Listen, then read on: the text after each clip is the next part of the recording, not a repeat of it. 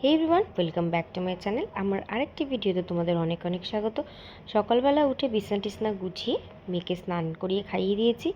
তো এইবার শুরু হবে আমার যুদ্ধ। দেখো এখানে এলোমেলো হয়ে আছে, এক চুটকিতে দেখো পরিষ্কার করে দিলাম। তো এবার ঘরটা মুছবো, ঘরটা মুছে তারপরে আমি বাদবাকি কাজ করব। তার মধ্যে ইনি বিছনা গোছানোর পরেও দেখুন কত সুন্দর করে বিছনাটাকে আমার গুছিয়ে রেখেছে। আর বারান্দায় দেখো আমার এখানে একটা মানি প্ল্যান্ট গাছ আছে, আমি এটাকে খুব যত্ন করে বড় করছি। আর তোমাদের মনে হতে পারে যে এসির আউটডোরটা এখানে কেন, আমাদের উপরে রাখার জায়গা নেই তাই।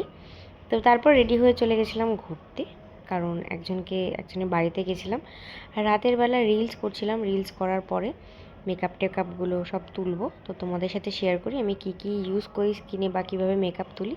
তো ফার্স্টেই আমি বেঁধে নিলাম চুলটা, কারণ চুলটা মুখে পড়লে আমার খুব ডিস্টার্বেন্স ফিল হয়। তো দেখো চুলটা বেনি ছাড়া আমি রাত্রেবেলা শুতে পারি না। তো এবার মুখটা ক্লিন করব।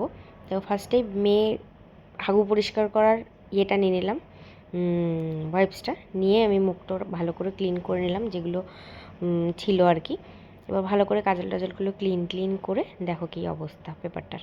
তো তারপরে আরেকটা পেপার নিয়ে রাব করে তারপরে মনে হলো যে না, হচ্ছে না। তো তারপরে আমি চেষ্টা করলাম যে মুখটা ধুয়ে ফেস ওয়াশ দিয়ে ধুয়ে ক্লিন করে নেওয়ার কথা। তো ঠিক আছে, যাই কথা তাই কাজ, ক্লিন করে নিয়ে এবার সবচেয়ে ইন্টারেস্টিং জিনিস, যেটা ছাড়া আমি একটুও চলতে পারি না। শীত গ্রীষ্ম বর্ষা তুমি কোনো দিন শুনেছো যার গরমকালে ঠোঁট ফাটে? হ্যাঁ, আমার ফাটে। তো এই যে বোরলিংটা চপ চপ করে মেখে নিলাম। তো এইবার একটুখানি লিপ বামটা অ্যাপ্লাই করে নিলাম একটা নিভিয়ার। তো এই ছিল আজকের ভিডিও, দেখা হবে অন্য কোনো ভিডিওতে, ততক্ষণ ভালো থেকো।